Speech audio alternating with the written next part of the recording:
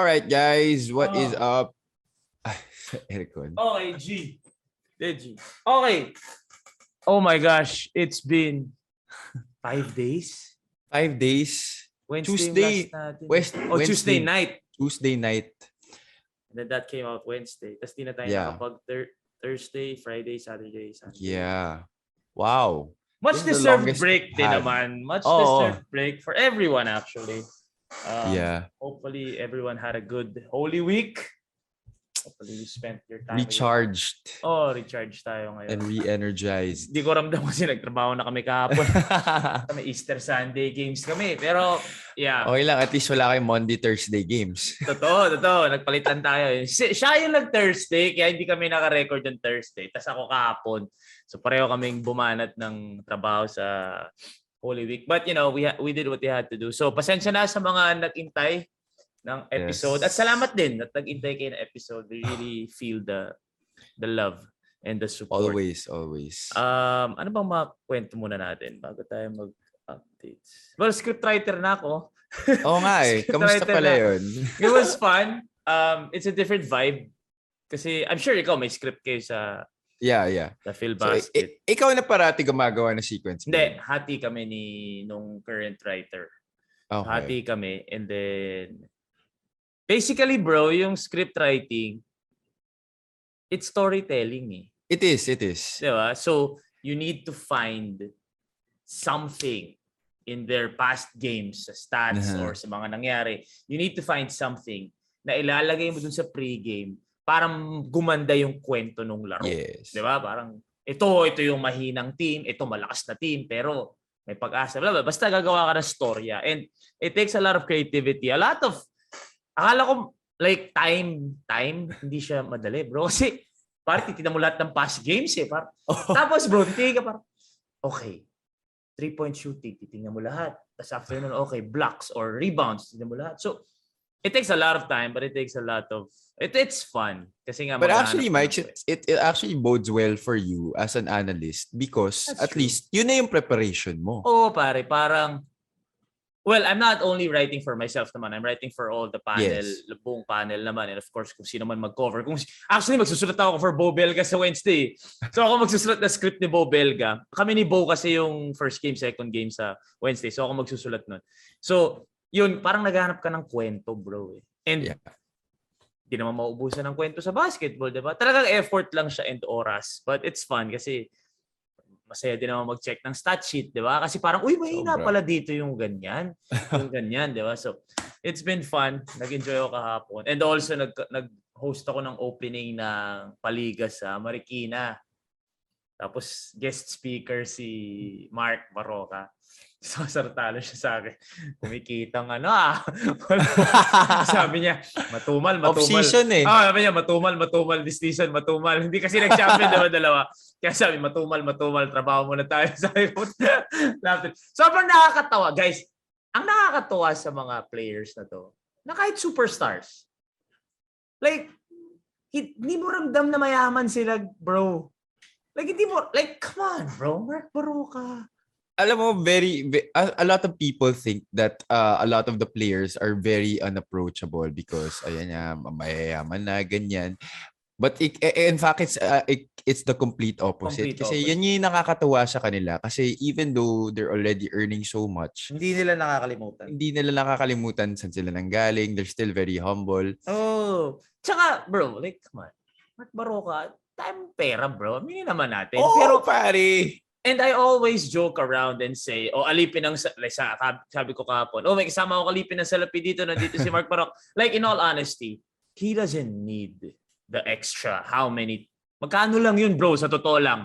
Ilang libo lang yun, di ba? Hindi niya kailangan yun. But, papanggas lang niya yun, bro. Panggas, literal. Diba? Panggas lang niya yun. Sa kotse niyang, I'm sure ilan yung kotse niya, di ba? But, he does those things. Ako ginagawa ko because number one, I enjoy it. Pero number two, kailangan ko ng pera. Huwag tayo maglokohan dito. Hindi tayo max contract sa PBA. Pero yung mga yon, like they do it. Yes, may kita sila doon.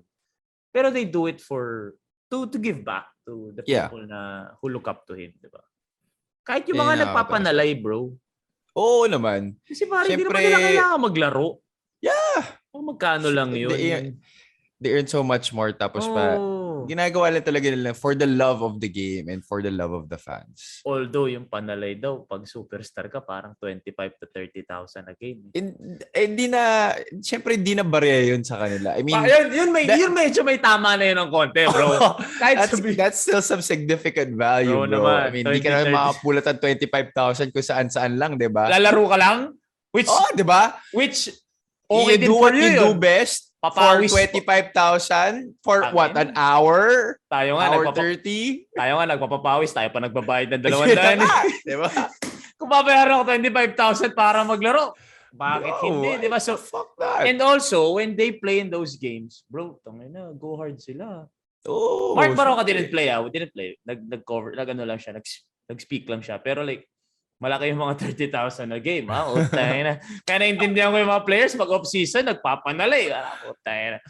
Yeah. Anyway, yun lang naman yun sa akin. Ikaw, pumarty ka ba Holy Week? Hindi naman. Hindi, pare. Nung Saturday lang, sobrang pahinga lang talaga ako this past Holy Week. Kaya feel recharged. Kailan ang ano nyo? Phil B, mamaya. Mamaya.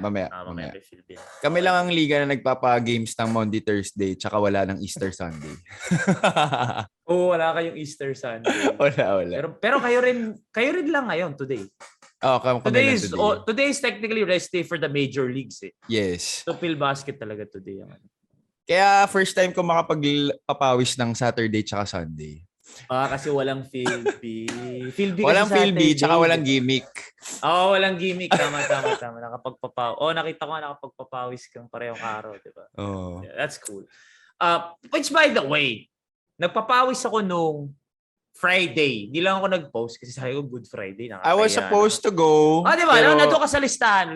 My mom told me, Good Friday ngayon eh. Pero totoo yun, bro. Like, legit. My mom would never let me leave the house. Ay, umuwi kasi ako sa bahay nun. Kaya definitely, nagpaalam muna ako bago. Di ba? Parang mahihiya ka pa, di ba? Parang, siyempre. Kasi yung mga old school parents. Ganun aminin man natin hindi. Like when they're religious. Talagang, in short, for the lack of a better term, sorry na lang, pero bawal ka mag-enjoy pag Good Friday and Black Saturday. As in, bawal kang masaya. Ina-exaggerate ko, pero like, you get what I'm saying. Hindi ko pwede lumabas. Ganyan. So, hindi ako umuwi ng Antipolo eh. So, nakatakas ako, nakalaro ako. Pero hindi ko pinost kasi nga, baka mapagalitan ako, di ba? So, hindi ko pinost. Bro, ito lang gusto ko sabihin na, grabe yung New Era gym, Sobrang ganda nga daw. Sabi Pat Lapid. Bro, yung New Era gym, mga kaibigan, Iglesia ni Cristo yun, di ba? Grabe yung, nila doon. Now, this is wala tayong problem sa mga religion, kanya-kanya. Pero grabe yung pera nila doon. Bro, ang ganda ng gym, bro. Like, pagpasok, sabi ko, ba't It's like a practice facility daw. Bro, tsaka pagpasok mo, kasi may pa sa baba eh. May weights. Na kumpleto na sobrang laki. Tapos pag akyat mo, may badminton, tapos may court. Bro, para talaga NBA practice facility. Tapos naka-aircon kami, pare. Naka-aircon na habang naglalaro kayo? Bro, yung court naka-aircon? Bro, papawis na may aircon. Hirap nga magpapawis. Hirap nga kami magpapawis. Sabi ko, patay na ba't ganito dito? Sa loob-loob ko, dito ka makakaporma na parang may player, no? Yung parang lulong. Yung ginagawa ni Chris Ross, pwede mo gawin doon nang hindi ka halata. Hindi ka pagtatawanan kasi pwede ka mag-long sleeves. Kasi malamig talaga. Bro, kasi di ba tayo, pag nagpapawis ako, ikaw din naman, like, shorts, t-shirts, sapatos. Pare, doon medyo pwede kang mag-long sleeves. Bro, ang lamig talaga, bro. Sabi ko, putay ng papawis to. Hindi ako ang hirap magpapawis, bro. Pero, that's a cool court. And I just realized, bro, that it's freaking 5 minutes away from me. Yeah, sobrang lapit lang. Ikaw, lalo ka na kasi tandang Sora yun. Bro, I was like, mga 6 yun, di ba? So mga 5, bibis na ako 5. Usually an hour before, di ba? Para lang medyo hindi ako nagmamadali, nakamotor. Pagbaba ako ng motor ko, nag-waze ako, New Era, pak! Puta, 5 minutes, anak nantok. Akit ulit ako eh. Sabi ko, relax muna ako dito. I didn't know. It was literally like on the same street. So, sobrang saya dun Pwede tayo mag-weekly dun 5 minutes away lang. Sabi ni Pat, baka daw every Tuesday.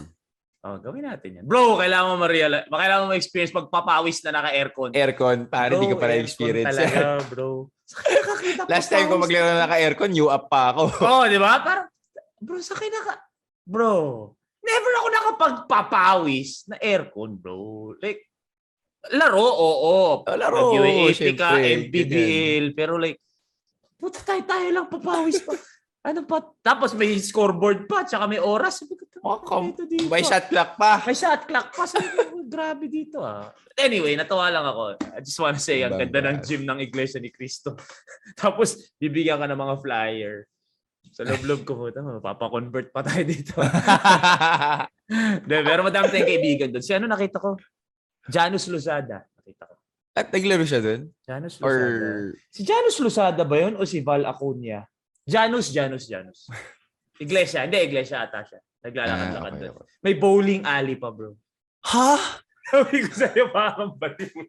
Bro, eto sorry guys, mahaba. Pero first time in 5 days. Pagpasok mo ng bro, sa malayo pala kita mo. Recreation center, blah, blah, blah. Tapos sabi ko, parang laking gym. Pagpasok mo, may reception. Tapos sa likod ng reception table, malaking gym. Tapos sa dulo, may glass. Glass siya, hindi siya mirror, glass. Tapos sa likod nun, parang sobrang liwanag. Sabi ko, ano kaya yun? Pasok pa ako. Nahihiya pa ako kasi sabi ng mga tao, yes po. Sabi ko, titignan ko lang kasi ang ganda ng ano nyo dito. Pagpunta mo dun sa glass, bro, yung glass, titingin ka sa baba. Titingin ka sa baba. Pagtingin mo sa baba, pare bowling alley. As in mga 6 na lanes. Ibang klase. Bro, like sobrang well lit, sobrang social, ganda ng kahoy. Like, sabi ko. So parang it's a much better version or a newer version of Celebrity. Exactly. Exactly like Celebrity. Nung bago yung Celebrity. Ngayon kasi luma na yung Celebrity. Nung bago yung Celebrity, yan na yun. It's a crazy. Damn. Bro. Excited ako. You should really try playing there, bro. For sure, yeah. This coming week siguro. Tomorrow or next week, I think. So solid, man. Okay, updates na tayo. Sige, pag may naalala na lang ako nangyari. Alright, let's start with the NCAA first. Yesterday, we had San Beda going up against Arellano, which San Beda won handily, 82-68. Mike, were you the one who covered this? Yeah, I covered Arellano San Beda. Tama. I believe... yung bata natin, bro. Foul trouble daw si Justin eh. 7 minutes into the first, bro. 3 fouls. 3 ah. Inang yan. 3. Hindi 2-3. So naglaro pa. Yung naglaro niya third quarter na. Wala na. So wala naman siyang big man na kapalit, di ba? Wala. So after nung... As dominant as he is, wala naman siyang able backup. Nung first half, parang 4 minutes lang nilaro niya. 3-4 minutes. Wala. And then third that quarter, really closes the chances. Tambak na. Mabol, pero tambak na. Yung meron siya sa community, I believe nasa na rin naman to. Sinasabi nga nila, yung San Beda is the Ateneo of the NCAA. What do you say about that? Just so everybody can know. Somebody commented lang din sa YouTube that we don't talk about the NCAA much. Yeah, so here we are. Kasi sabi niya parang baka kaya naiisip na second class citizen yung NCAA. Kasi kahit tayo hindi at pinag-usapan. So I was like, tama ka dun. So let's talk about the NCAA. I don't believe that one bit, bro. I don't believe that one bit. You know why? No shot at San Beda. San Beda is 5-0. Given yun. Again, ako yung nagsulat ng script kapon. So, I studied San Beda and Letran kasi naglaro din sila kapon. So, I studied both teams who were at that time 4-0 before yesterday. Ngayon, 5-0 na sila. Ngayon, chinek ko yung stats. Yung Letran, alam mo kung bakit 4-0 nun. Because number 1 sila in points allowed, assists, rebounds, field goal. Like, number 1 sila in a lot of categories. Which made it easier to distinguish, kumbaga may indicator kung bakit sila number 1. Yung Beda wala. Like, sa lahat ng stats, nandun sila sa gitna. Minsan number 3, pero never sila yung they aren't dominating in any statistical category. So, bakit sila 4-0? Because number 1, they grind out wins talaga. Kasi may championship pedigree. So they grind out wins. Number 2, this is not a shot at San Beda. This is just being real. Hindi pa nila nakakalaban yung top 3 teams. Which is Letran? Well, kasama sila sa top 3, sorry. Sa top 4, including them. Letran, St. Benilde, Mapua. Hindi pa nila nakakalaban yung tatlong yun. Yung Letran nakalaban ng St. Benilde. So, again, no, San Beda is 5-0, but the real test starts next game. Mapua ata yung next game. So that's when, no. Perpetual. Yun. So ganito katindi yung schedule ng San Beda. Magpe-perpetual muna sila na hindi rin naman push over. Mahina sila sa standing when you look at it, pero hindi sila push over. May Mapua, may St. Benilde, may Letran sila. So that's when the real test begins. So I still don't believe they're hindi pa. Hindi pa. We can judge after that. Kasi yung Ateneo na daanan na Ateneo first game pa lang UP eh. UP na eh. Tinalo na nila yung at saka nag-first round na eh. Tinalo na nila lahat. Oo. So now we can say talaga na tsaka dominating lahat talaga. If anything, yung Letran pa, I think hindi mo lang ma-compare yung Letran sa Ateneo because hindi sila systematic. Hindi. Ano sila eh? Run and gun. Sige, abando kahapon. Kita mo yung dunk? Bro, grabe yun. That was after a save, right? Save. Lumabas pa siya dun sa... Ano yun? Yung parang poster? Lumabas pa siya dun, humawak pa siya dun, bumalik. Puta, tinrap pa siya, bigla umerit. Puta, kinakabando. So, what the fuck, the only reason why you can't compare Letran to Ateneo is because they're not systematic. They're very individually talented. Ateneo kasi sistema eh. Pero, when you look at the stats, yun, number one sa lahat eh. But somebody was saying naman that Letran is the UP of the because of the composition. Because of the composition na parang talented. Gets ko yung point niya because San Beda is more of sistema. Kasi nga wala sila ngayong Oftana, Nelly, walang Tangkwa. For the first time in one decade, more than a decade, wala silang foreign athlete, walang import. Yes. So gets ko yung comparison niya na this is more sistema, the same as Ateneo. Ito, talented, the same as UP. Pero when you look at medyo contradicting din kasi yung yung nangyayari. So, yeah, not yet. Pero yun, San Beda won yesterday pa din against Tarlac. Yes. All right, and in the next game, it was Letran having a close game against LPU, 80-77. How was Lyceum able to keep in step with Letran? We know that Lyceum is a rebuilding team, Coach Gilbert Malabanan. Inaral ko to kahapon eh kasi ginagawa ko ng script for Wednesday because Letran is playing on Wednesday. Yes. Letran limits their opponents to like 60 points per game. Kahapon, nag-77 ata yung Lyceum. Yes, 78. 77. So mataas. Tapos, number 1 ang Letran in containing yung fast break points. They limit their opponents to like 7 fast break points in a game. Puta ka na yung 7, brad 7 fast break points? That's crazy. Ibay nun, bro. Tapos, they also limit their opponents in terms of second chance points. Tas kahapon, puta lumarga yung LPU, pareho, fast break, tsaka second chance. So yun lang yung, wow, ang statistician ko na ngayon, di ba? Pero wala eh, hinaaral ko eh. Pero yun yung nakita kong dahilan kung paano dumikit yung Lyceum. But, sabi nga natin, as Franyu is in cruise control mode, nung kailangan na siyang shoot siya. Yun si Franyu. 9 points lang. Pero how was Lyceum able to get those second chance opportunities? Meron ba silang legit big? Wala. Yung Valdez. Si Enoch, Oo, si Enoch. Tapos yung laro pa, ganda ng laro. So may mga may hustle lang talaga yung Lyceum. Wala sila yung talagang towering big man. Hustle sila. Letran was missing Luis Anggalang. Okay. But even though, nandun naman si Ambojo, si Avillonare, I don't wanna say that was a reason that masakit pa rin. Of course, Luis Anggalang.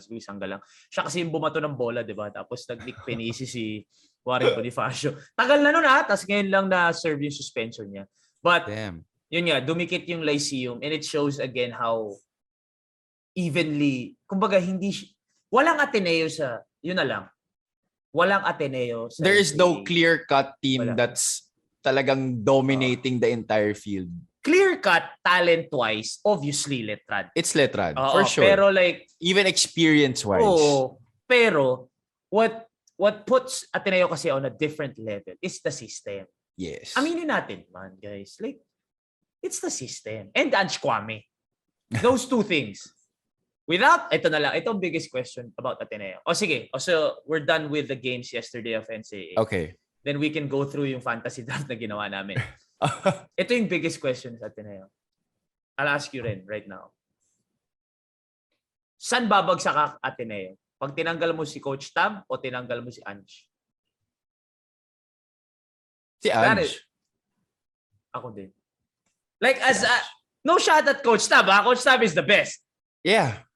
But, bro, pag nawala yung Ange, pare. Because ba yun, bro? Ange just gives you a different dimension to the game because he's able, you're able to, hindi mo na kailangan mag-worry about the stuff inside. Interior you don't defense, have to worry about the interior defense. You don't have to worry much about the rebounding because you have a guy there who will block out and then your guards can get the rebounds. He can block shots. Iba eh. Iba talaga when you have a 6'10", 6'11" guy with that long a wingspan inside that will intimidate opponents. That's one thing. That's one less thing you have to worry about. Oh, lagay mo si Ange sa UP. Oh, di ba? Ito na lang. I don't know if this is considered a hot take. I don't know if this is considered going out on a limb. But without Ange, okay, without Coach Tab, Ateneo will still... They will be a contender. Ito na lang. Without Ange, Ateneo will still win the chip. Ay, hindi. Without Ange, hindi. Para sa akin, hindi. Pag wala si Ange, hindi magcha-champion ang Ateneo. Hindi. Kasi the system can only do you so much eh. Pero, pag wala si Coach Tab, naniniwala ako, they can still be a contender with Ange. They can still win the chip, but they won't be undefeated. Oo. Kasi, okay, yeah. Iba din naman yung sistema ni Coach Tab. Okay. So yun. Okay. Without Ange, I think Ateneo, may chance na hindi sila mag-champion. Without Coach Tab, I feel like pwede sila mag-champion pa din with Ange. Pero hindi sweep. Hindi sweep. They will not be talaga as dominating as they are right Parang now. mas mabigat talaga sa akin si Ange Kwame, bro. Yeah. Kasi talaga, the system can only take you so far. Oo naman. Like, kahit naman sobrang ganda ng sistema mo. Oo. Eh, kung 6'5 lang yung big man mo, wala din. Diba? Wala rin eh. Wala rin talaga. Wala. I'm trying to think of an example na yung sobrang ganda yung sistema but they just don't have the pieces eh. Jeff Napa. Oh yun, okay, yeah, exactly. There you go. Palit mo si Isa Gaye kay Ange Kwame. Kay Ange. Pare baka malayo. Baka wala na yung UP sa top 2 ngayon. Wala. Ayun yung nasa top 2. Ayun yung nasa top 2, bro. Kung lagay mo si Ange Kwame. Diba? So, wala tayong mga... Iba. Yeah. The skill set trend of Ange talaga is very unique. I think, no doubt about it. Kaya naman siya yung naturalized player ng Gilas eh. Kasi puta, he's clearly the best FSA here in the country. You know what the thing is, napansin ko sa UAP ngayon? Humina mga FSA. Oo. Sino pumapangalawa kay Ange? Well, bro, malayo. Wala, no? Malayo. Kasi sino ba? Last year, Bright, Chabio. Oh. Sino yung Jakite? Oh. Magaling yung Jakite, ha? Yung sa UE, yes. Dwight, Chabio, Jakite. Yun lang naman. Yun lang. Pero still, MVP yung Chabio, eh. Oo, pare. Sino ba? Tsaka, wala, ngayon, Temo, sino? Yung sa FE, okay, sa FE solid, pero hindi yung Bright, as Ange. Yung Bright nag-MVP. Yung Chabio nag-MVP. Ange nga hindi pa nag-MVP. Oo nga. This year, malamang. Siya na yan. Pero like, parang walang lumalaban kay Ange for best import. Malayo, bro. Malayo. Hindi patulad last time. Kaya ngayon talagang cut above the rest si Ange. Cut above the rest. And that's also why Ateneo is at the top.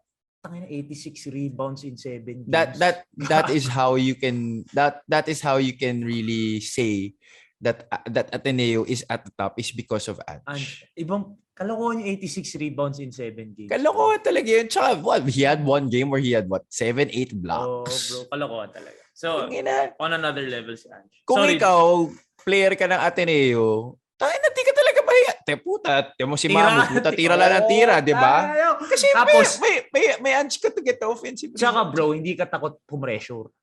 Yun pa. Kasi pag maiwan ka, meron tayo sa dulo eh. This is not only, kumbaga, not only kay Coach Tab, but sa teammates ni Ange. Na parang may sense of, nandyan si Ange. Diba? So, Sarap. They have that confidence. Must be nice. Must be nice Must be indeed. nice to have someone like that to save you from your defensive lapses.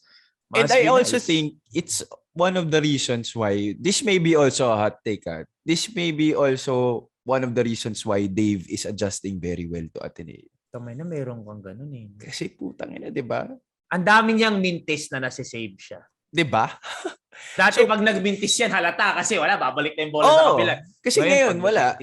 If you finish the possession with a score, does it really matter if you miss? Hindi mo papansin ng tao yun kahit magmintis ka. Kahit 10 mintis ka at 10 offensive rebound yung big man. Pero nakascore ka, wala, okay yung mga na yun. We're not saying maraming mintis si Dave. Maganda nilalaro ni Dave. Pero like, it's just a different mentality. Pag alam mo, may talaga shoot first ka, bro. May ganun ka.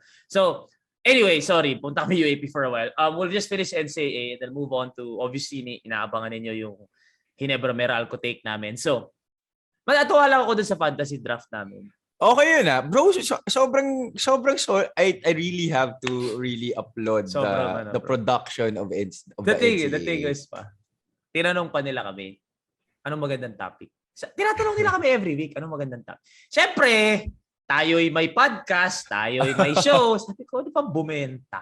Puta, fantasy draft. Sige, fantasy draft. So, meron din kami in the future yung ginagawa natin, yung history. Ayun, solid yun. So, anyway, I won that draft, bro. I won that draft, bro.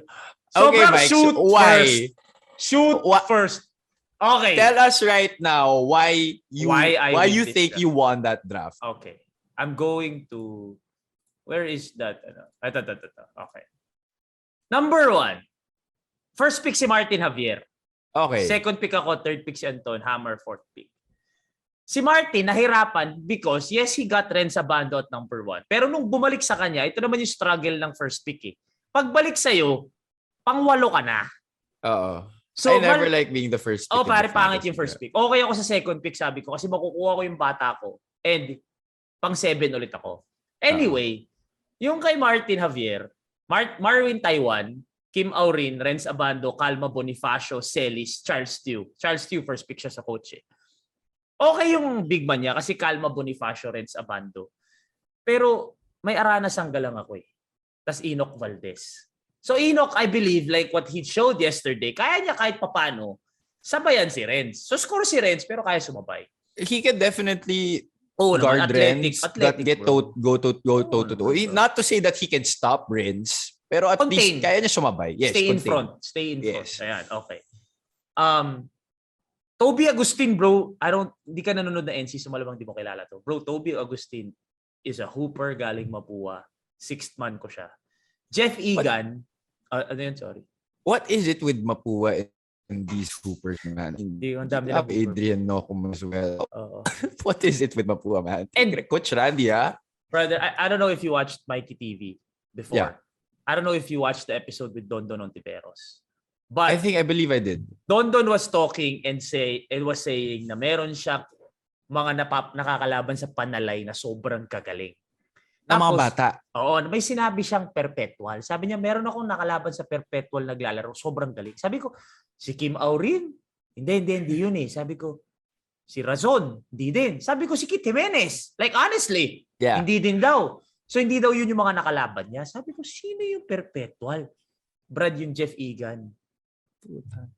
So, yung Jeff Egan, ngayon nasa perpetual. So, kaya ako siya kinuha. Magaling shooter, pare. Taka, pare, nakita mo ba yung Ralph Robin? Hindi pa. Yung kaliwete ng EAC, bro. Ito yung ba pinopost natin si Shoot First. yan. Bro, parang 7 3-pointers, pare. So, ang ginawa ko sa team ko, kumuha ako ng 2 big man na magaling. Arana Sanggalang, 2 matibay, 2 screener point guard, 2 rebound. Tapos puro scorer na yung ginawa ko. Sabi ko, puta, kukunin ko na lahat ng scorer. Tapos, coach ko, Randy Alcantara. Diba? Given. Lamang ako kasi, si Anton, Fran New James Quequeteca. Tres niya pare si De Los Santos. Na yung point guard ng JRU yun. Okay. Tapos, 4 niya si Ryan Amsali. Na bata pa. Rookie yun eh. Oo. O may J.O. Ambocha, sure. Pare nag-CJ Cadwa siya off the bench. Kilala mo si CJ Cado, di ba? Hindi rin, bro. Sorry. Not all these names are familiar to me. Yan yung 5'3". Ah, okay. 5'3", 5'4". Putang ina. Basta mas maliit pa siya kay Diego. Putang ina, bro. So yun yung kinuha ni Anton. Tapos pare, si Hammer. Ito kilala mo na to mga to. Navarro. Kilala mo yan? Okay, Enzo Navarro. Yeah, for sure. Naive sa St. Okay. Pinil. Tsaka si Razon yung sa Perpetual. So tatlong maliliit siya at 1, 2, 3. So panalo ko dito. Kasi I have height, I have scoring, I have shooting, I have bigs. Panalo ko dito. Ang ang small lineup. Oh, you have the versatility. Oo. And Coach Randy Alcantara. Yeah. I have Coach Randy Alcantara. Kaya sabi ko nung nag-first pick si Martin, sa loob-loob ko, either magcha-Charles lang to or Randy. Buti nag-Charles. Para ako si Randy. Bata natin yan. Okay, sorry. Nag-enjoy lang ako doon. So, hopefully, we can have Y'all tell us if Mikey really did win that. I want that. Siyempre, podcast ko to, sasabihin ko to. Kung may podcast si Anton, sasabihin din niya, nanalo ako sa draft na yun. Pero ako parang minuwala ko nanalo ako sa draft. Okay, sorry. Naman. People were asking, sana may din, all of college. Sabi ko nga. All of college na fantasy draft? Sabi ko, hindi namin hawak yun. Pasensya na mga kaibigan. Malay mo sila, magkaroon ng fantasy draft din doon. Diba? Malay mo naman. Tingnan natin. Oh. Baka kasi kung gawin namin dito, baka mapagalitan ulit si Mikey. Maano na naman ako eh. Pero sige, okay. Sorry, yun lang. Anyway, moving on. Ayun. Alright, let's go on over to the PBA. Hindi, ihuli natin yung PBA. Ano manahan natin? Quickly, daanan natin individual awards ng NBA. Okay. Sige. Finalists. Alright. Finalists. Let's start with the sixth man of the year. Tyler Hero, Cam Johnson, and Kevin Love. You know, guys, that Mikey and I don't really get to follow the NBA as much as we can compared to Philippine basketball. But I think these are good picks to win the sixth man of the year. Tyler Hero is definitely balling out this year after a subpar last season because I believe he was really spectacular in the bubble. But when it came to playing in front of a crowd, he had some Yun yung naging niya, di ba? Yun yung naging parang inaasar sa kanya. Bubble boy. Oh. And then, si Cam Johnson, naririnig ko maganda din daw nila. Cam Johnson, solid. He's been a great part of the rotation ni Coach Monty Williams and Phoenix. And, Phoenix is the top team in the league this year, so no doubt about it naman. Kevin Love, this was very surprising to me. Ako rin, hindi ko alam na off the bench eh. Yeah, I didn't know he was coming off the bench. I don't get to follow Cleveland as much. I know they had this great season. They overachieved. They just didn't make the playoffs because they lost in the play-in. But wow, Kevin Love for sixth man of the year. Turning back the clock. And to think that he was supposed to leave Cleveland already. That's true. Medyo nagkaroon ng drama nun, di ba? But yeah, we don't watch the NBA as much. So, when I saw the finalists, may mga nagulat ako. So, with this one, I'm going with buckets. Because I want buckets coming off the bench. I don't know if Cam Johnson is a bucket. Is he a bucket or is he more of a defensive? He's a 3-and-D guy. 3-and-D. Okay, I'm going with the guy. But he also has this sneaky athleticism. Sometimes he has some great dunks during the game. Guys, nag-disclaimer na kami. Don't come at me. Please. Hindi mo ba alam na sobrang galing ni Cam Johnson? Like, sorry, please. I mean, I watch sometimes. I read the article sometimes, pero not as much as we follow Philippine basketball. I'll be honest. If you don't show up on House of Highlights or any of those highlights, I don't know you that well. So, si Tyler, lagi lumalabas yan. And we know he's a bucket. So, I'm still going with the bucket versus the 3-and-D guy. Yung 3-and-D sa kanya nanggaling mga kaibigan. So, yeah. Di ko alam Pero sabi niya 3-and-D. So, 3-and-D yan. Doon ako sa bucket. Bucket getter ako. Sorry. So, I'm going with Tyler Hero. Okay. All right. This is what we discussed earlier this morning. The most improved finalists. Darius Garland, Ja Morant, DeJounte Murray. Okay, all three of these guys were all-stars this season.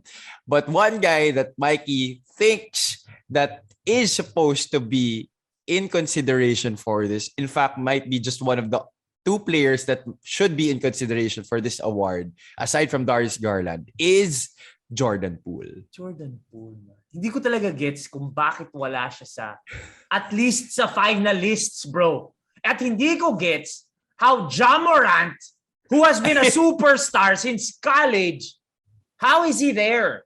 He's not supposed to be there. I don't know. Again, hindi namin alam. Okay, you can tell me, no, points per game ni Ja Morant, tumalon, whatever. Pero superstar pa din siya. Yeah. So, he has been the face of Memphis for quite some time already, guys. I mean, diba? Most improved player. Hindi na yan most improved player. Ano? Oo. I mean, okay, he's been improving every season. At pwede mong sabihin, bro, na, hindi, first time all-star. Okay, cool. Wala naman yun no doubt. Pero, when you say most improved kasi, hindi mo tinitignan yung stats nila ngayon. Kasi if you look at their stats now, obviously Ja Morant is number 1 among all of these. Kasi Ja Morant yung pinaka-franchise player franchise player. Ang most improved player for me is the jump. Wala akong pakialam kung 10 points per game ka lang this year. Pero kung last year, 0 points per game ka, that's a big 10-point jump. Versus someone who is scoring 30 points per game this year, pero last year, 25 naman yun. So para sa akin, there is no greater jump. So Ja Morant's jump was from franchise player to all-star. There is no greater jump than G League to putting up 20 pieces kasi madami in the league. Walang greater jump sa akin doon. Bro, G League pa. Yeah. Imagine he was assigned to the G League in December 2019 and then doon siya talaga nagwala. And then biglang in 2020, January, binalik siya sa Golden State lineup and then bro, scored the career high 21 points right away on January 18. And it tuloy-tuloy na from there because it was a great opportunity for him to show out because Klay wasn't in the lineup and they were looking for somebody at the 2 spot to have some scoring production and he really delivered. Para sa akin lang, with all due respect to Ja Morant's improvement, you cannot beat someone who came from the G League. That is like here in the Philippines, coming from the MPBL.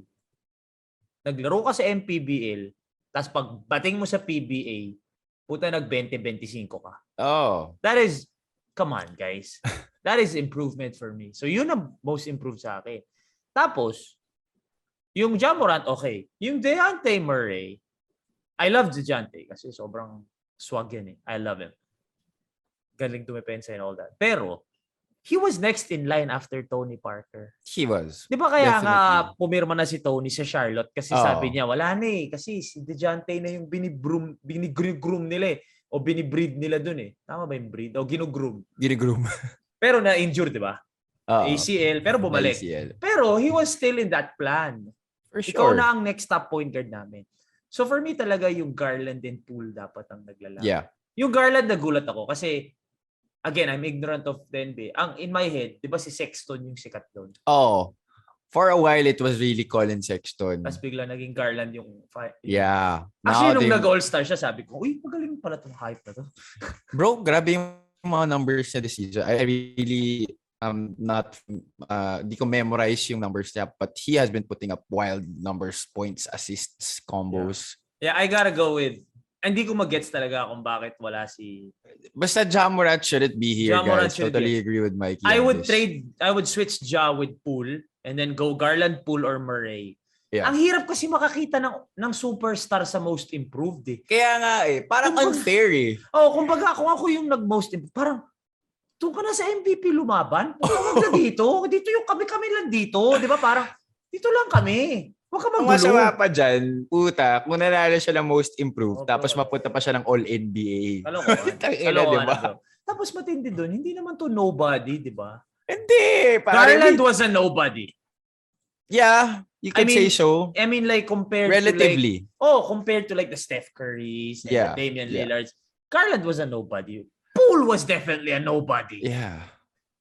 DeJounte, okay. Pero Ja Morant is on that, naman, bro. Because look at that. Jordan Poole was drafted 28th overall. Puta, si Ja Morant number 2. Oh, di ba? Si Ja Morant number 2. Number 2 siya, di ba, kay Zion? Oo, kay Zion. Number 2, how can you have a most improved guy number 2? Okay, sorry. Bilisan na lang natin to. Defensive player of the year. Gobert, Smart, Bridges. Okay naman ako dito.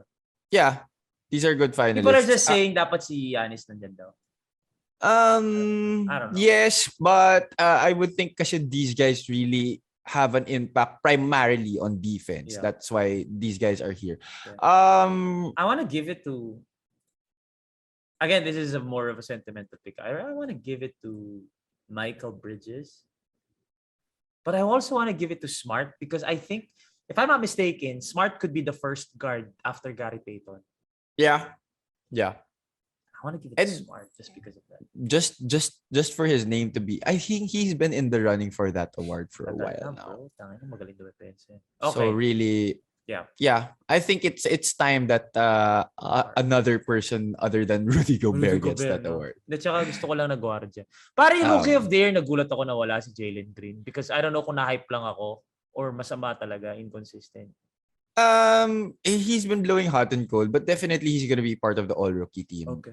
So Scotty Barnes, Cade, and Evan. I'm not sure about Cade being here because I haven't heard a lot of noise. Oh, yun nga, hindi ko naririnig, bro eh. I haven't heard a lot of noise about Cade. He should actually may point ka rin naman na baka nga dapat si Jalen yung nandito instead of Cade. Eh. Okay yung Mobley tsaka yung Barnes eh. Pero Scotty Barnes and Evan Mobley talagang very crucial for their teams this season. They've been playing really well. Weird sa akin yung kaya wala dyan si Jalen kasi inconsistent. Eh si Cade pero ito si Cade rin naman eh. So, and I think Cade missed a lot of games. Oh, bro, missed a lot. I'll go. Yeah. Okay. It's for me, it's gonna be Evan Mobley. Evan over Scotty. Talaga. Okay. Di ko alam eh. Okay, MVP. Right. Ito mahirap. MVP. Sino lang pick mo? This is tough, bro. But ako yung Embiid eh. Embiid, no? Pero, tangina, iba rin kasi. Mahirap talaga tong pick na to. Kasi, wala ka namang mali dito eh. Wala kang mali dito. I just feel like, okay, this doesn't count because Jokic din. Embiid didn't play with Ben Simmons the whole year. Mm-hmm. Dumating lang si Harden latter portion na. But you can also say that with Jokic, hindi naglaro si Murray, tsaka si MPJ the whole year. So, it's either Embiid or Jokic for me. Pero putang ina, Giannis. Pero Giannis kasi pare, iba rin kasi yung ginawa niyang impact sa team this season. I mean, they're still, for me, they're a dark horse to win the championship. Totoo. People count them out, no? People are counting them out just because Phoenix is having a spectacular year and just because they think that Brooklyn still has a chance. Okay. I don't know. We can't make a pick here because these three are just solid. Like, it's tough. Ano naman to, voting naman to. Voting naman to. Rookie of the year. Coach of the year. Coach of the year. Coach of the year. Monty, bro, number 1. Monty ako dito. I don't think there's any debate about this. It's gotta be Memphis.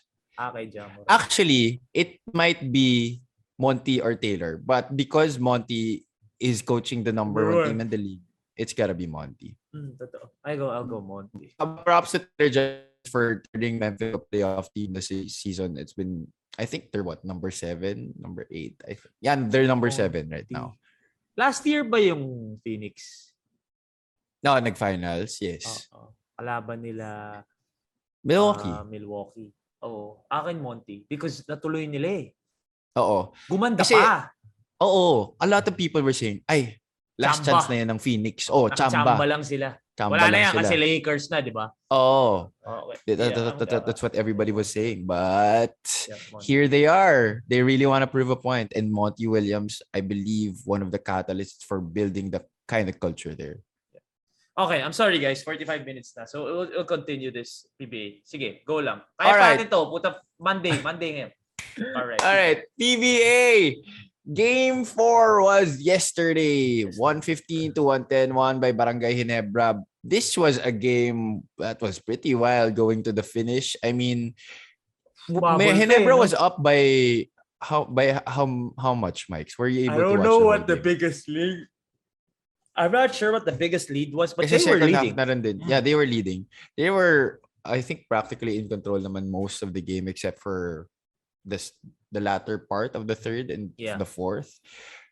Okay. Bro, pero grabe it was a dogfight in the end. Yeah. And that shot by Scottie Thompson though, he won best player of the Grabe game yun. yesterday. Okay. 19 points, 9 Yun ang rebounds, nakita ko, 11. pare. Yun talaga, bro. I was Yung like, rebound and the shot. I was Rebound watching muna from my yeah, Rebound against muna over Bishop. Tony Bishop. Oh, bro. Grabe. Okay, wait. I just want to say this first and foremost. Hindi po kami biased sa MVP. Ilang Hindi beses naman talaga. natin sinabi to. Putik Yung naman. mga tao na I'm getting a lot of hate. Kahit right naman now. daw Hindi di naman tayo a lot. binabayaran, blah, blah, blah. Pero I'm getting a lot of hate right now because people are telling me na ano na nangyari sa bench ng Meralco na sinasabi mo. First of all, I just stated facts. Totoo naman eh. Ilan ang ginagamit ni Coach Tim? 8. Ilan ang ginagamit ni Coach Norman? Check ko nga ngayon yung stats po. Ano ba yung Ito Ayan. Coach Norman used 1, 2, 3, 4, 5. Yung significant minutes, wag yung pinasok lang kasi pahinga. Sino ang significant? A lot to significant. All of these guys played 1, 2, everybody on the board 9. here. So 9. Oh. 9 ang ginamit niya. Pati nga si Macbelo ginamit niya kahapon eh. Hindi si Coach Tim 8 lang din. So 8 si Coach Tim. 9 si hindi niya ginamit si si Karam, hindi nakatikim ng sahig. Okay. Ito. Mike, ito lang before you go on. Japet ba? Kaya nga sinasabi namin na prediction eh. Prediction nga eh. Anything can happen during the game. Hindi naman porket sinabi namin na ganito yung feel namin mangyayari, mangyayari. Kaya nga prediction eh, kaya nga analysis eh. Yung analysis, pwede rin naman magkamali yan. At ang analysis nanggagaling sa facts. Sa facts. Hindi ko naman sinabing mapipredict ko bang ka-40 si Justin Brownlee?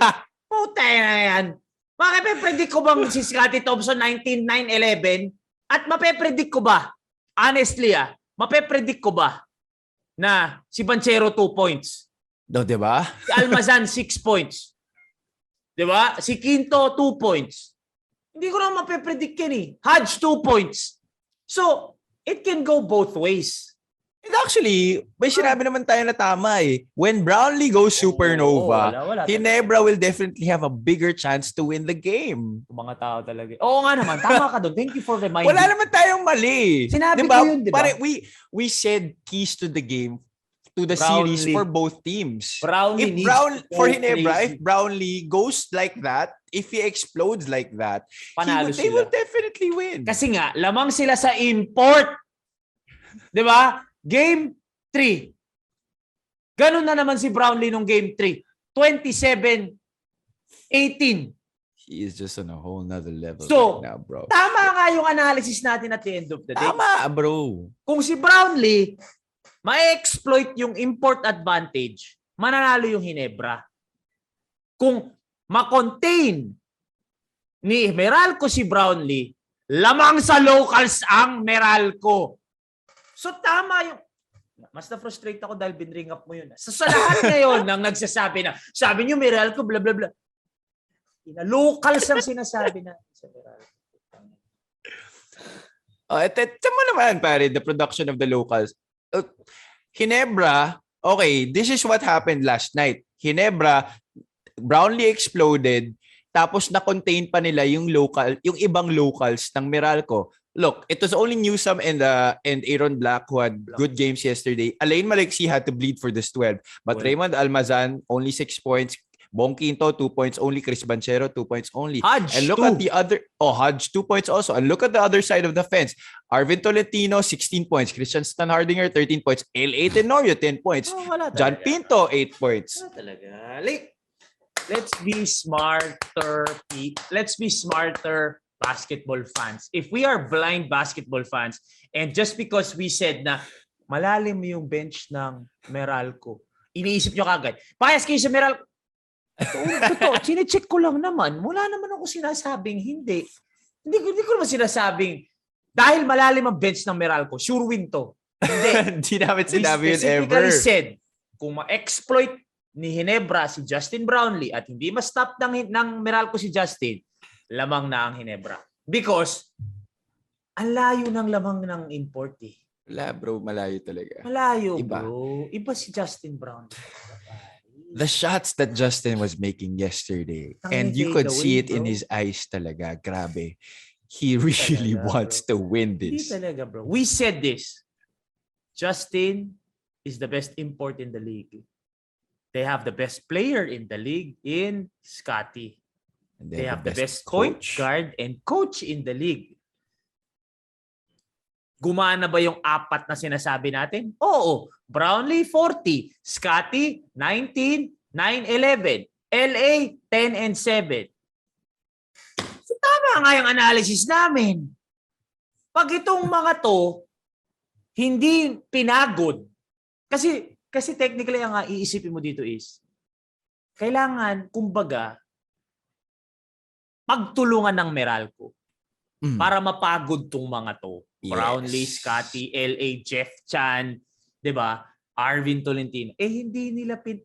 Mukhang hindi nila na-exploit yung mas bata tayo eh. Hindi eh. 'Di ba? And I think the turning point could have been the Scotty 3, but Meralco was still in it until, sorry AB, I love you, but Pinaul AB niya had the kasi. defensive lapse on LA Tenorio. Pinaul ba niya? Final niya. One second, Foul counted ba yun? Hindi, 1 second. Ang alam ko lang 1 second to go sa shot clock final niya. Oh, yan. Basta ganun. Tapos, basta, he was caught napping on defense. And LA had a great timing on the cut. He got an earful, for sure. For sure. Kahit 25 Sorry, points AB, I love you. You had a solid game kahit 25 yesterday. points ka AB. Malamang napagalita ka pa uwi. For sure. Napagalita ka pag uwi. It was a long ride home. Man. Wala akong pakialam sa 25 points mo. Pumahol ka with 1 second remaining. Walang yan. No, but Crucial yun sobra. in all honesty, man, like, napasigaw ako sa torch kahapon. Sabi ko, putang ina Aaron, hayop. But then, like, the way Justin Brown and Scotty Thompson are playing. Bro, iba. And sorry nung sinabi namin na baka malas yung pagbibigay ng best import tsaka best player of the conference. Yun din pare. Parang everyone was going atas na parang, sandali lang. Facts lang din naman yun eh. Di ba? Totoo naman yung curse na yun eh. Pero like, lo and behold, who would break it? Justin Brown and Scotty Thompson. Putangin, ang galing talaga ng dalawa, bro. Wala. Justin Brownlee, iba pare. Pag pinaparod mo, talaga parang pinaparod mo si Jordan. Pare, grabe. Iba. Pinaparod mo si Jordan, bro. Sobrang fade away. Putang. Lahat tangina eh. Bro, tsaka parang hindi siya napapagod eh. Imagine bro, it, para kasing effortless eh. Yun nga eh. His scoring is effortless and then he's also crashing the boards, bro. Defense. Pare may siya. Di ba may isang game na parang 4, 5, 6 blocks siya? Kapon parang 2. Pero pare iba yung Justin Brown. Ilang rebounds na kapon? Baka naka-17 na naman yan. 11. Mababa na yan. 18 nung game 3. Saka na, paano may stop yung taong 27 points, 18 rebounds? Putang inang yan. Tapos hindi naman to big man. Yun nga eh. Bro, iba yung Justin Brown.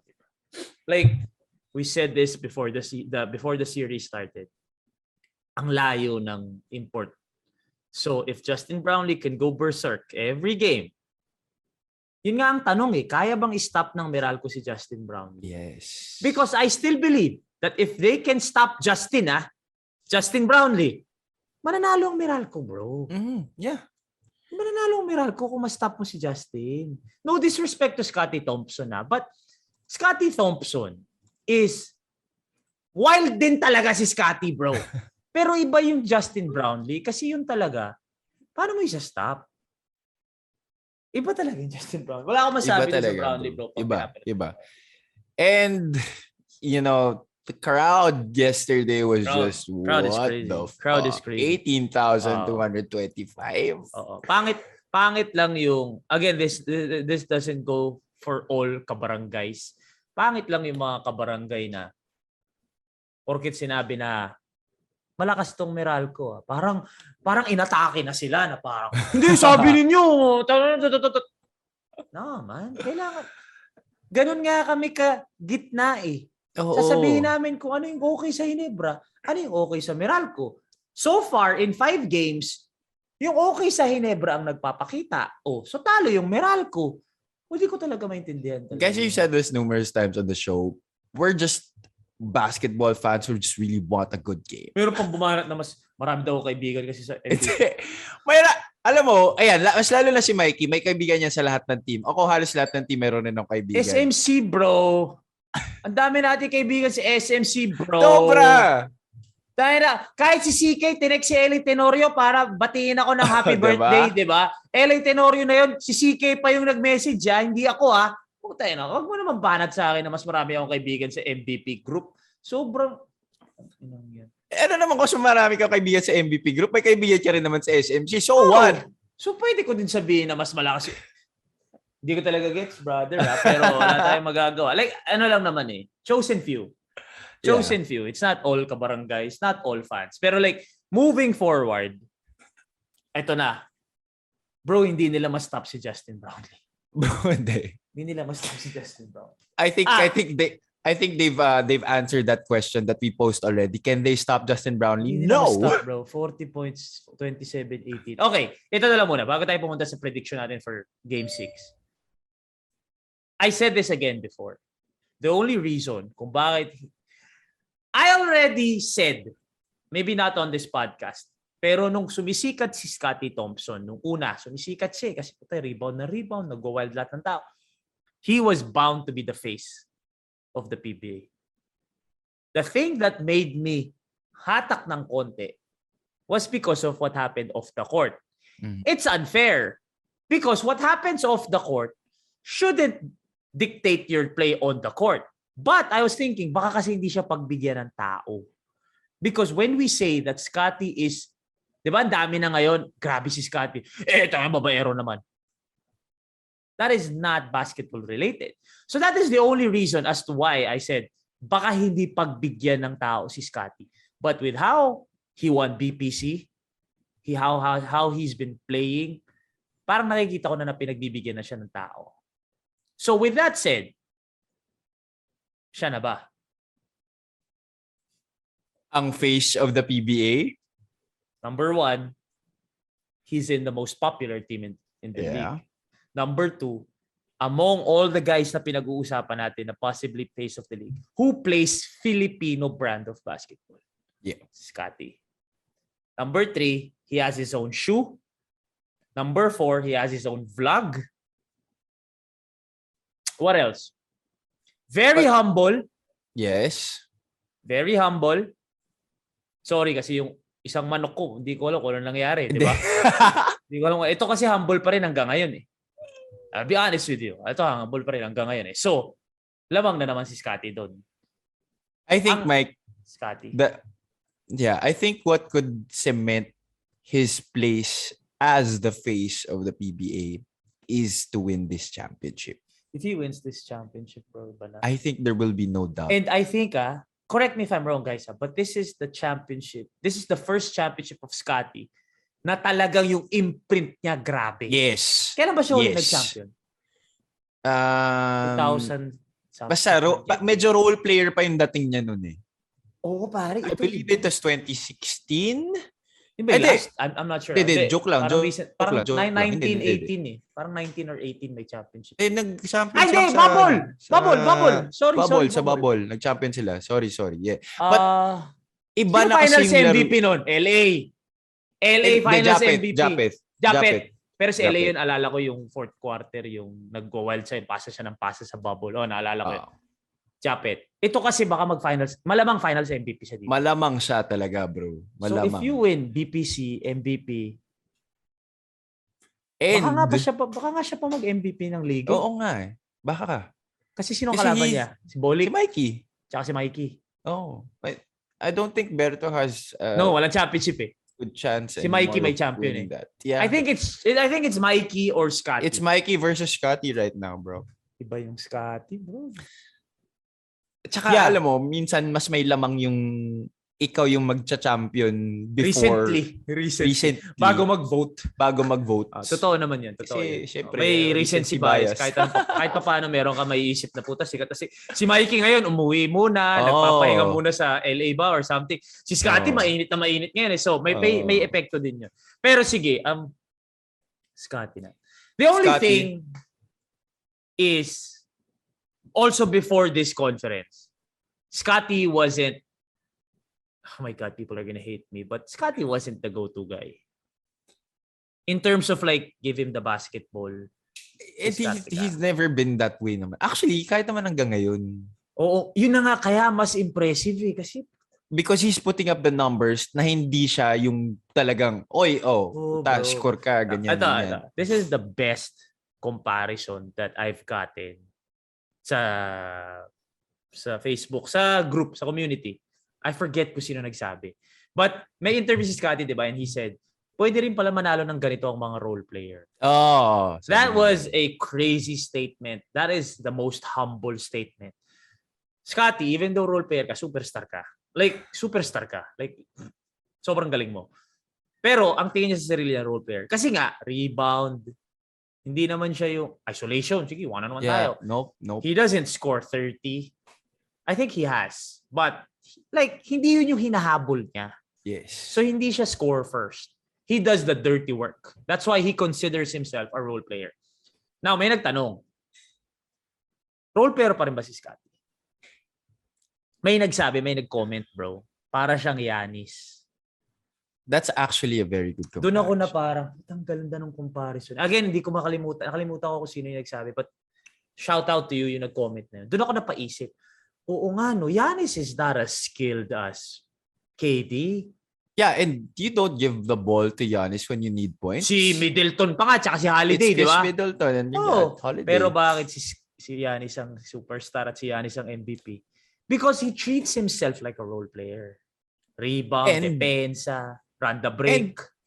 And he does a little bit of everything. Yeah.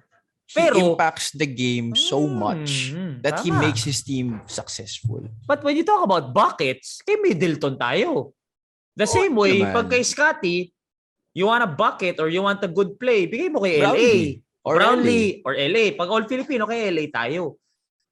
Kaya doon ko na, puta, parang Giannis tong si... Good comparison yun. Parang Giannis tong si Scotty, bro. Like, he's not gonna ask for the ball na parang, akin na, the way KD does or Kyrie or James Harden. Akin na, puta, didiskarte ako ng bala.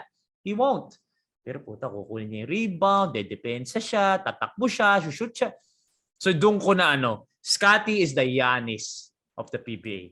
He doesn't see himself as a superstar. You can debate that he's not the main offensive player of their team, but he's the MVP. Doon ko na Scotty. So, pag nanalo nga, wala na. Face of the league. Wala na. Siya na talaga. Sorry, Berto.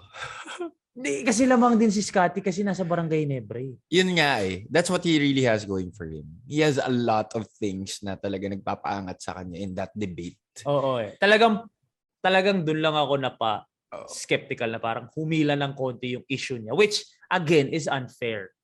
Unfair. But at the end of the day, kung gusto mo maging face of the league, you gotta have the people. Yeah. Kailangan man for the people ka. Hindi ka naman pwedeng face of the... Mark Kagiwa ka dapat na parang, uy, di ba? Si James Yap, man of the people. Mukhang napagbigyan naman na siguro. Tama na. Let's move on from that off the court. Di ba? Mukhang naman. Tsaka BPC na. Wala na tayong magagawa. Okay. Predictions. Alright. Bro, yun nga. I wanted to go 7. I wanted to go 7 also. I mean, siguro just like everybody. Gusto ko mag-wild all other basketball fans. Hindi, gusto nyo mag-7 kasi Meralco kayo. Hindi! Gusto ko mag-7 kasi who doesn't wanna see a game 7? Best 2 words in basketball. Game Best 7. 2 words in basketball. Game 7. But, Meralco needs to stop Justin Brownlee. Yeah. That is the only thing that they need to do. First, the next thing is the locals have to step up. It shouldn't be just Chris and Aaron. And hindi pwede. actually, despite Tony Bishop having Tony Bishop have yesterday. Despite Tony Bishop having 30 yesterday, this all came in the latter part of the game. He was struggling. He had 0 points in the first quarter. Puta. So it's gonna be hard if your import is not producing throughout the course of the game while the other import is dominating on offense for the opposing team. It shouldn't be, kaya ka nga nandyan kasi kailangan you have to score eh. When the locals are carrying the scoring cudgels for you, there's something wrong. So, number one, the locals need to step up. If the locals continue this play, Banchero 2 points, Almazan 6, Pelo 4, Hodge 2, di pwede. Kailangan nilang gumawa. Number 2, Brad, ito hopefully people take this with an open mind. Technically, you cannot I can't say naman keep Brownlee under 20 points. Kasi, you can't. Hindi naman, imposible bro. Kasi suskore si Brownlee. Sobrang galing ni Brownlee. Ito na lang guys. Sa huling dalawang laro ni Brownlee, isang 40, isang 27. Yung 40 niya, pare, 13 of 17, pare. Putang ina. 76% from the field. Ito yung sinasabi ko. If he gets 40, but he took 40 shots, papalakpakan. Good job, Meralco. Because you contained him. You made it hard for him. But if he is 13 of 17, 9 of 12 from the line for 40 points, that is completely, hindi mo siya na-stop at all. Nung 27 points niya, 11 of 17. 64%, bro. Putang ina. Hindi talaga. Ito. Check. Hindi ko pala check. Ito, I'm clicking it right now. Game 3. Ito yung nanalo sila. Nanalo Meralco. Tingnan mo. Brownlee, 19 points. But? 8 of 21. Oh, di ba? 38%. So, kita nyo, pag hindi gumagawa si Brownlee, nananalo yung Meralco. Pag gumawa si Brownlee ng 40 and fucking 17 shots, bro. Yeah, that's the magic formula. That's all they have to do because everything else, for sure kasi kung magawa nila yan, they're doing something right already. Oh, bro. Pag na-stop mo si Brownlee, may ginagawa. Ito, sige, let's go further. Doon sa game 2, victory, Ginebra, 36 points, 12 of 18. It's a fucking trend, guys. Sobrang trend, bro. Sobrang trend. Ayan naman, no. Tapos, nung... Wait, sorry. Game 1. Game 1, panalo Meralco. Ito, perfect. Game 1, panalo Meralco. 27 points si Brownlee. He got his numbers. Pero 35% from the field. Putang ina, pare. There you go, ladies and gentlemen. Those are the facts. Those are the facts for you. Sa lahat ng magtatanong pa, kung bias kami, hindi. Sinasabi namin, pag si Brownlee, mataas ang percentage field goals, tapos 40 gagawin, 27, talo ka talaga. Pero kung ito, 27 points, the same. 27 points in game 1, 27 points in game 4. Pero dito, 35% from the field. Doon, 65. Yun ang difference, bro. Hindi mo siya masastop in terms of like, kung ma-single digit yung si Brownlee, imposible yun. Imposible yung single digit. Yun. Kailangan lang, mas maraming tira. Diba? Exactly. Because we rest our case. More misses means more opportunity for Meralco to score on the other end. Yung ginawa ng Ginebra, ni Bishop, yun yung kailangan gawin ng Meralco kay Justin Brownlee. Ilan ba tinira ni Bishop? Ito mo, basta marami yan. 0 points yan first quarter na alala ko, nakita ko yun sa graphics. Parang binring up nga yun nung sa Smart ng nanonood. Parang kasi 8 points na ata second quarter. Ayan, 22 shots. Yan, di ba? Ito. Yung 40 ni Brownlee, he took 5 less shots. Dun sa 30 ni Bishop. We rest our case, mga kaibigan. Tigil nyo na. Tigil nyo na yung mga... We are all basing it on facts. Ayan na. In the 3 wins of Ginebra, Justin Brownlee scored a lot of points, and shot a lot less. In those 2 wins of Meralco, Justin Brownlee got his points. His lowest output was 19, which is okay, 19.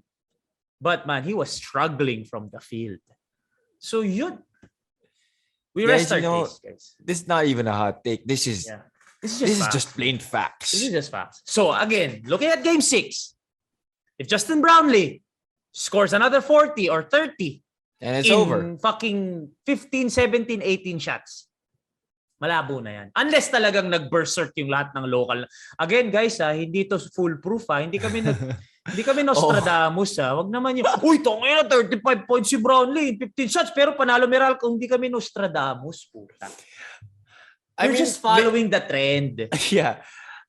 Siguro, taking it on a positive note, thank you for referring to us for your emotions in going about the game. But di talaga kami, our predictions may go wrong sometimes. But thank you. Mind reader, guys. Hindi kami, but thank you for the love. Hindi mind reader, future teller. Hindi kami future teller.